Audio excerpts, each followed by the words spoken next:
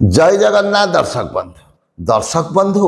दिने जड़े डाकू जड़े असत लोक जाई जड़े साधु पाखे जड़े गुरु पाखे पहुँचला एवं जेते बेले जाई गुरु पाखे पहुँचला गुरुदेव को प्रणाम कला गुरु पचारे अरे तुम्हें कहीं आसीच से समय से डाकू जनक से असत लोक जनक कहूँ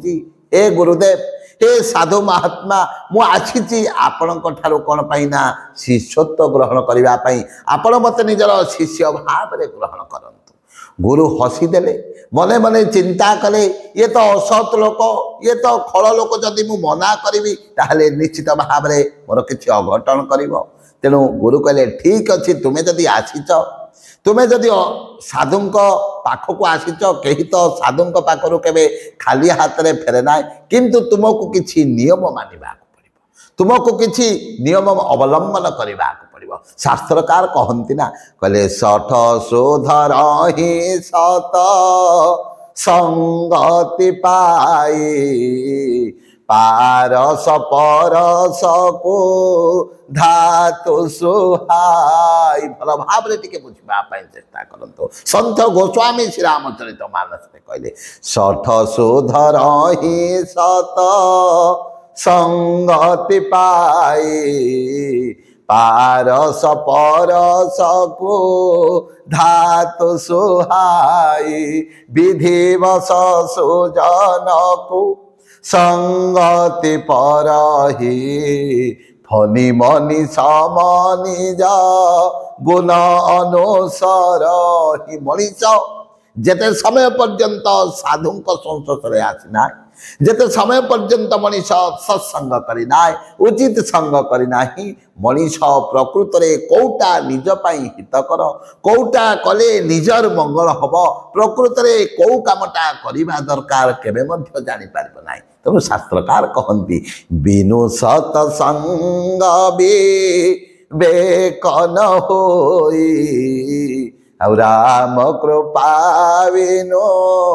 सुलभन सोई बिनु सत्संग विवेकन होई मनीष जेते समय पर्यंत सत्संग करना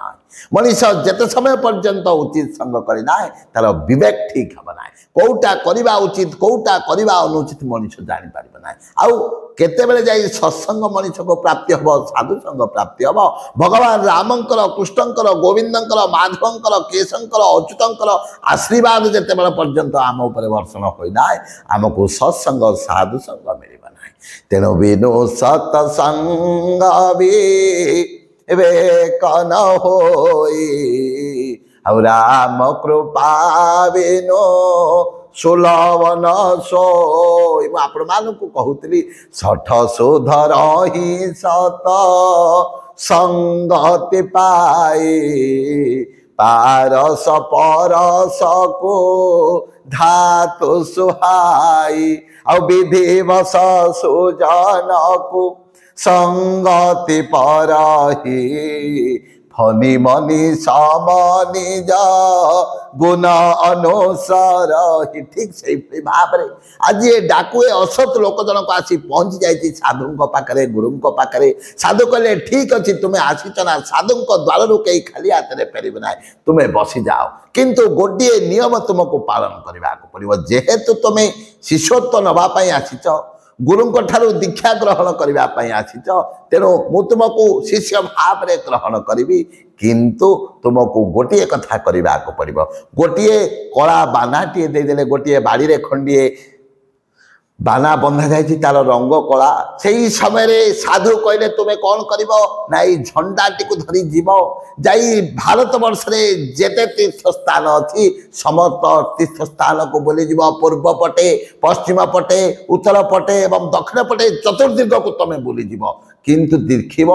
जेते बेले से बानाटीर रंग बदली जीव कला रंगटा धला रंग हो सेते बेले जे जाई तुम्हें आसी मो पाखे पहुँची जीव से समय यही डाकू जनक कहला हे गुरुदेव मु जीवन में अनेक पुरुष लोक हत्या करिछि अनेक स्त्री लोक हत्या करिछि एवं अनेक पिला मानक हत्या करिछि गहना गांठी छड़े नहीं अनेक पाप करिछि केते जन को हत्या करिछि तो मु कहि परिबि नाही। गुरुदेव कहले ठीक अछि तुमे समर्थ तीर्थ स्थान को जाओ जेते बेले एही बानाटी कौन हम कला रंगटा धला रंग हो धला रंग में परिणत हो सेते तुम सेते समय पर्यंत प्रत्येक तीर्थ स्थान को बुल गुरुंकर कथा को अकाट्य भाव में ग्रहण कला ए साधु कथा को अकाट्य भाव में ग्रहण कला चलीगला तीर्थाटन करने भारत वर्षर सबु तीर्थ को बुलिला किंतु कौन सी जगार से बानार कलरटी बदलिला ना से कला रंगटा धला है ना चिंतार थाए गुरुदेव तो कही साधु तो कही रंग बदलिले तुम्हें मो पाखक आसो किंतु रंग तो बदलिला ना हठात जाऊँगी गोटे जंगल मध्य को हठात शोभिला जड़े नारी चित्कार रक्षा कर रक्षा कर रक्षा कर से ही समय से ही डाकू जनक दौड़ा जंगल मध्य को रक्षा करने से नारी जनक जेते बेले जाई देखिला 4-5 जन पुरुष लोक गोटे नारी को बलात्कार करुचंती जिका अटरा करुचंती सही समय जाई कहला छाड़ी दियो एभली पाप कर्म करनी एभली असत कर्म करनी किंतु से डाकू माने तो छाड़िले नहीं कहले तू चली जा नचा तोते आम मारिदेबू से समय ये तो डाकू आर भय ना ये कौन कला से सहित विभिन्न प्रकार युद्ध कला शेष से युद्ध में परास्त कला मारिदेला एवं झीटी को बंचाईदेला एवं जेते बेले झीटी को बंचाऊँच पचारा माँ प्रकृत में तुम्हें किए कह मुझे तुम घरे छाड़देवी झीटी को नौची घरे छाड़ापी हठात देखला से जो बानाटी धरी जो झंडाटी धरी तार रंग परिवर्तन हो जाती कला रंगटा धला रंग हो गला चिंता कला जीवन में तो मुझे अनेक लोक को हत्या करी अनेक लोक को मु मारी किंतु आज कौन विचित्र मते अनुभव होची सही समय सी झीटी को घरे छाड़देला चलीगला से साधु पाखक पड़गला साधु चरण तले कहला हे साधु महात्मा आप जो कथा कही किंतु मुझे तीर्थाटन कली कौन सी परिवर्तन हो नाला किंतु जेते बेले अन्यर उपकार कली अन्यर मंगल पाई किछि कली अन्य को रक्षा करने कली सेते बेले कौन है भगवान कृपा एभली भाव में मो ऊपर वर्षण होगला से बानार रंग बदलीगला अर्थात मु कहबार कथा